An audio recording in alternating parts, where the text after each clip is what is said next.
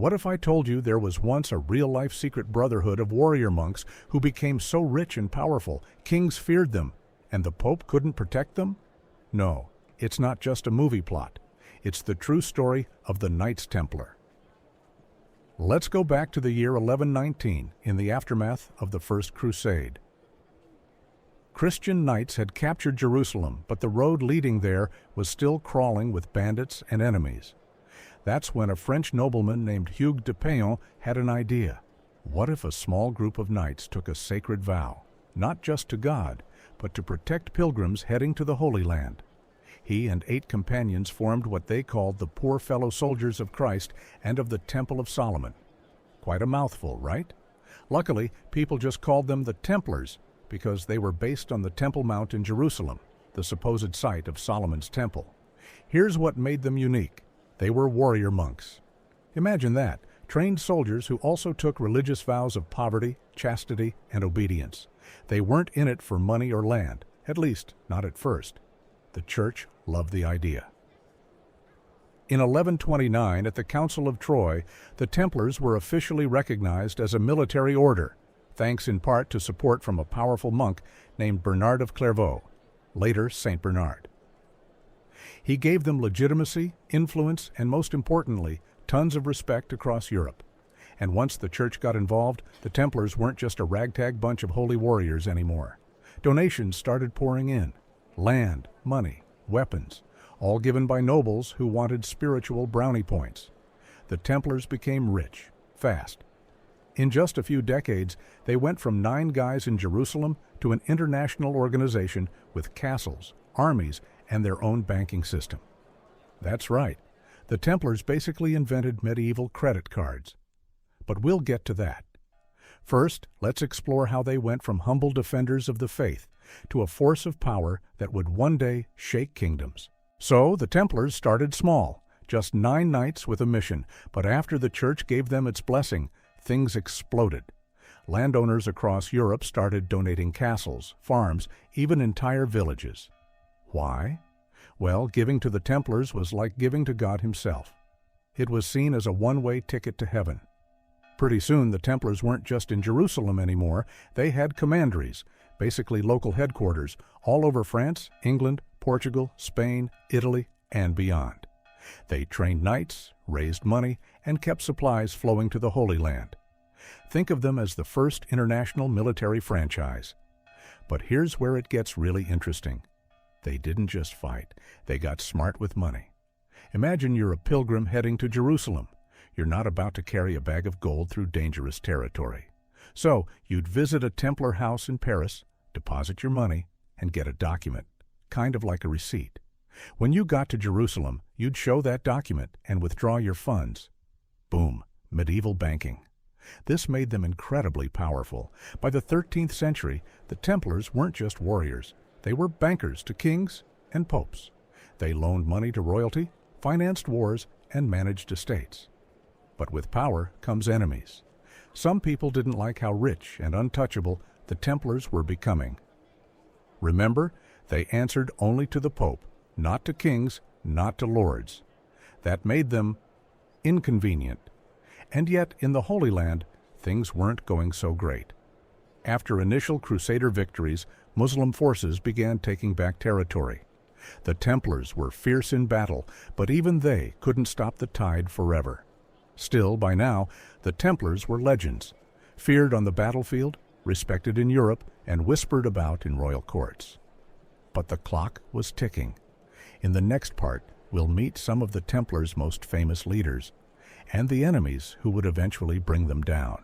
All right, let's talk about the people behind the legend, the movers and shakers who made the Templars who they were, and the ones who helped destroy them. At the top of the Templar hierarchy was the Grand Master. He wasn't just a spiritual leader, he was also a military commander, CEO, and diplomat all rolled into one. One of the most famous Grand Masters was Jacques de Molay. We'll come back to him because his story is, well, intense. Other key figures included Hugues de Payon, the founder we met earlier, and Robert de Crayon, who helped shape the order's rules and structure. These guys weren't just knights, they were organizers, administrators, and political players. But now let's flip the coin and talk about their enemies. And one in particular, King Philip IV of France, also known as Philip the Fair. Don't let the nickname fool you. He wasn't exactly fair in the moral sense, just handsome. And broke. Very, very broke. Philip owed massive debts to the Templars. He'd borrowed money for wars, political deals, and personal expenses. And like any bad borrower, he didn't want to pay it back. So he started looking for a way out. Conveniently, the Templars were wealthy, influential, and vulnerable if you played your cards right. At the same time, back in the Middle East, things were falling apart for the Crusader states. The Muslims, led by generals like Saladin, were pushing back hard. In 1291, the last Crusader stronghold, Acre, fell, and the Templars were forced to retreat completely from the Holy Land. With their original mission gone, people started asking, why do the Templars still exist? They weren't protecting pilgrims anymore. They weren't fighting in the Holy Land. But they were still very rich, very powerful, and increasingly suspicious. Whispers began to spread. Were they hiding secrets? Were they loyal to the church? Or just themselves? In the next part, we dive into the dark turn, accusations of heresy, strange rituals, and a royal betrayal that would change everything. So, by the early 1300s, the Knights Templar were rich, secretive, and no longer serving their original purpose in the Holy Land. Perfect targets. Enter King Philip IV of France. Remember him? Handsome, in debt, and desperate. He couldn't control the Templars, couldn't tax them, and owed them more money than he could ever repay. So he made a bold move. He decided to destroy them. But how do you take down an international order backed by the Pope? You don't attack them with swords, you attack their reputation. On Friday, October 13th, 1307, Philip struck. At dawn, his agents arrested hundreds of Templars across France, including Grand Master Jacques de Molay. The charges? Heresy, blasphemy, idol worship, secret initiation rituals, you name it. The Templars were accused of spitting on the cross, kissing each other in strange places during ceremonies, and even worshiping a mysterious head called Baphomet. Sound familiar? Yeah, these are the origins of a lot of the spooky Templar myths you hear today. But were the charges true? Most historians say no, or at least greatly exaggerated. But under torture, many Templars confessed to whatever their captors wanted to hear. It was a show trial, and Philip controlled the script. Pope Clement V was caught in the middle. He didn't want the order destroyed, but Philip was pressuring him hard. Eventually, Clement gave in. In 1312, under political and public pressure, the Pope officially dissolved the Knights Templar. It was the end of the order, on paper, but their story didn't end there. In the next part, we'll talk about the dramatic final days of the Templars and the haunting last words of their Grand Master, Jacques de Molay. Let's rewind to the aftermath of the mass arrests. Templars were locked up, interrogated, and tortured. Some died in prison. Others confessed under brutal conditions, then later recanted, which, unfortunately, often led to even harsher punishment. But one man stood at the center of it all, Jacques de Molay, the last Grand Master of the Templars. He was a seasoned warrior, loyal to the order, and not the kind of man to go down quietly. At first, under torture, de Molay confessed to some of the charges. But later, in front of church officials and crowds, he took it all back. He said the order was innocent, the confessions were forced, the Templars were loyal to the church, not heretics. That was a dangerous move. King Philip wasn't about to let him walk free and speak the truth. So, in 1314, after years of imprisonment, Jacques de Molay and another senior Templar were sentenced to death. Here's the dramatic part. On March 18, 1314, they were brought to a small island in the River Seine in Paris. There, they were burned alive at the stake.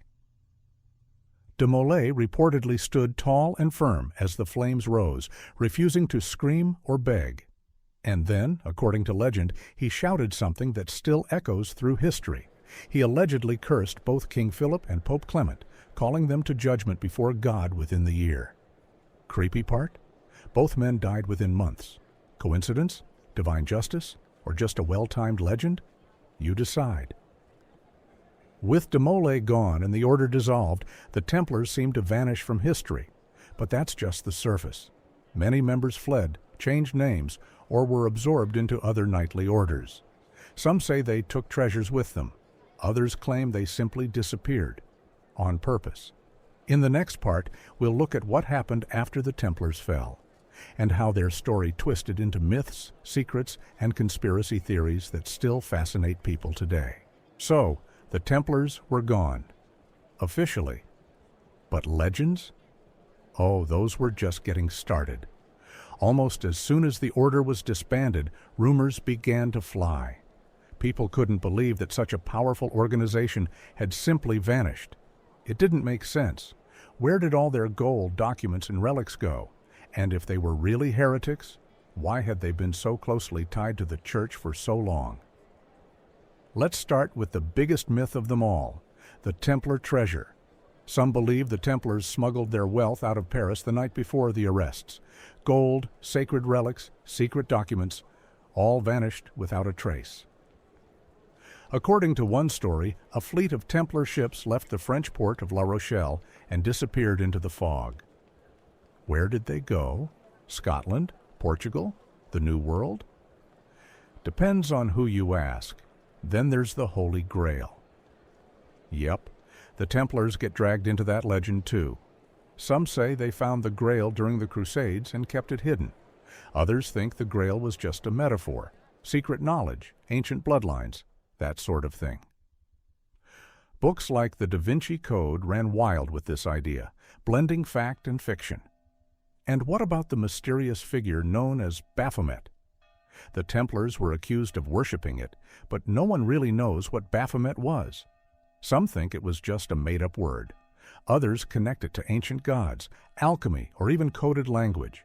Over time, it morphed into the goat-headed demon image we now associate with the occult.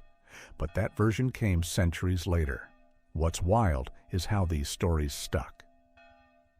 Even centuries after their fall, people whispered about hidden Templar vaults, secret rituals, and underground societies. Some even believed the Templars never truly disappeared. They just went underground, pulling strings from the shadows. Were they just warrior monks, or something much more mysterious? In the next part, we'll explore how the Templar legacy lived on, through other knightly orders, modern groups, and even pop culture. Even though the Knights Templar were officially wiped out, their legacy didn't just die with Jacques de Molay. In fact, it evolved, and in some ways, it got even more powerful. Let's start with what happened to the surviving members. Not all of them were killed or imprisoned. In places like Portugal, the Templars were actually protected. King Dinis of Portugal didn't want to lose their military skill or resources, so he simply gave the order a makeover. In 1319, he created the Order of Christ, which absorbed many former Templars. That new order later played a huge role in the Age of Exploration. Think Vasco da Gama and those big Portuguese ships crossing the oceans. Yep, Templar DNA was still out there. And then there's Scotland. Some legends say fleeing Templars found refuge there, especially after the Battle of Bannockburn in 1314, the same year de Molay died. Was it coincidence? Or were Templars helping the Scots fight off the English? There's no solid proof, but the idea of Templar knights influencing the rise of Scottish independence is a story that just won't quit. Fast forward a few hundred years, and suddenly, the Freemasons enter the picture. Some Masonic rituals and symbols seem strangely similar to Templar imagery. Crosses, swords, oaths, secrecy. It's all there. Some Freemason groups even claim direct Templar descent. Historians debate this endlessly, but one thing is clear. The Templar brand had staying power. And don't even get us started on pop culture. From Indiana Jones to Assassin's Creed, from the Da Vinci Code to conspiracy theories about world domination, the Templars have become icons, sometimes as heroes, sometimes as villains, sometimes as the keepers of hidden truths. But why do they fascinate us so much? Maybe because they were real people, surrounded by mystery. They fought for faith, became rich and powerful, then fell like a house of cards, leaving behind nothing but questions and stories. In the next part, we'll look at the Templars' deep connection with religion and why the Church both created and destroyed them. From the beginning, the Knights Templar weren't just warriors. They were deeply tied to faith. Everything they did under the banner of Christianity. They took vows like monks, fought like knights, and believed they were on a sacred mission to protect pilgrims and defend the Holy Land. But here's the twist. The very church that gave them life also played a role in their death. Let's rewind to when they were founded. The Templars gained legitimacy through the support of Bernard of Clairvaux, a powerful and respected monk. He didn't just back them, he basically branded them as God's chosen soldiers. He even wrote a piece called In Praise of the New Knighthood, which became their spiritual mission statement. That endorsement opened every door in Europe.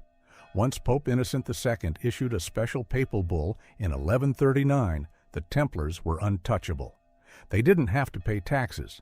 They answered to no king, only the Pope. Imagine that level of freedom and power in the Middle Ages. And during the Crusades, their religious identity gave them purpose. They weren't fighting for gold or glory, at least at first. They were fighting for Jerusalem, for God. But when the Crusades started to fail, their role became less clear. By the late 1200s, their original mission was gone. No more Holy Land to defend. And without a war to justify their existence, people began to question what they were really doing.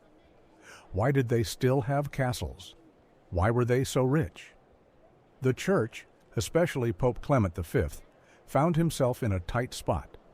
He was under pressure from King Philip IV, who wanted the Templars gone. Clement hesitated. He didn't believe the accusations at first, but eventually politics won over faith. The Church had created the Templars, and then helped destroy them. That paradox, being both sacred and expendable, is one of the reasons the Templar story is so compelling. It's a reminder that in history, even the most faithful can be brought down by power, money, and fear. In the next part, we'll go deeper into Templar politics, how they influenced kings, helped shape Europe, and became victims of the very power they once wielded. Let's talk about something that's often overlooked in the Templar story: politics. Because the Knights Templar weren't just fighters or monks, they were also serious political players.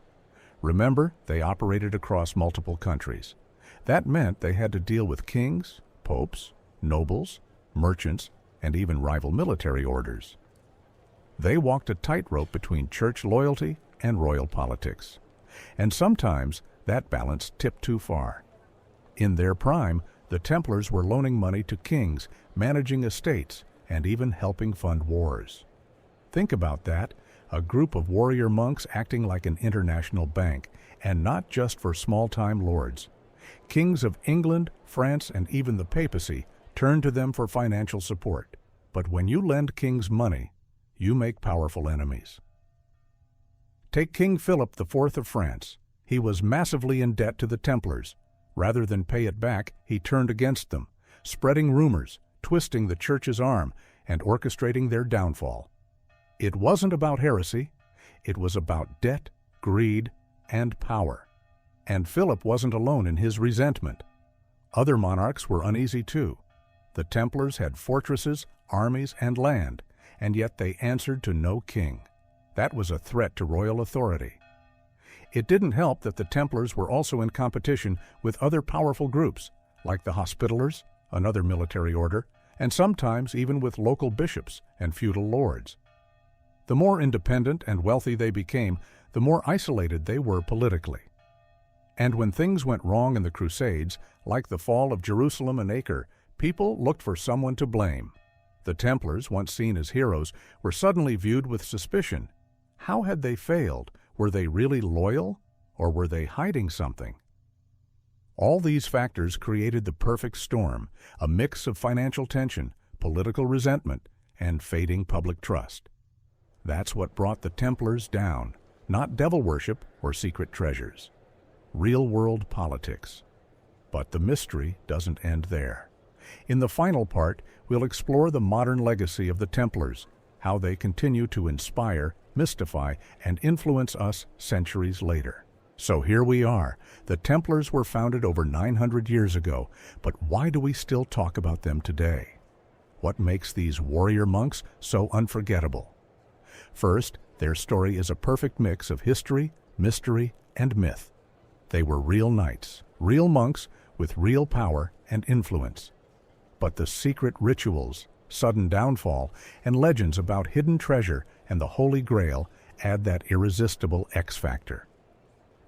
The Templars have become symbols of mystery and secret knowledge, the idea that they might have uncovered or protected something ancient and powerful. That's why they pop up in books, movies, video games, and conspiracy theories all the time. On the historical side, their influence can still be seen. Some argue their banking innovations helped lay the groundwork for modern finance. Others point to the knightly traditions and codes of chivalry they helped shape. In addition, their connections to later groups like the Freemasons keep the intrigue alive. Whether or not there's a real link, the stories continue to capture imaginations. Finally, the Templars remind us how power and faith can clash, and how quickly fortunes can change. They rose from humble beginnings to become one of the most powerful organizations in medieval Europe. And then, almost overnight, they were destroyed by the same powers they once served. Their story invites us to ask big questions. What happens when loyalty meets politics? How far will people go for power? And how much of history is hidden beneath layers of legend? So, next time you hear about the Knights Templar, remember, they were much more than just myth. They were a fascinating mix of faith, war, money, and mystery, leaving a legacy that still sparks curiosity today. Thanks for sticking with me on this journey through time. If you enjoyed learning about the Templars, don't forget to like, subscribe, and hit that notification bell for more awesome history stories. Catch you next time.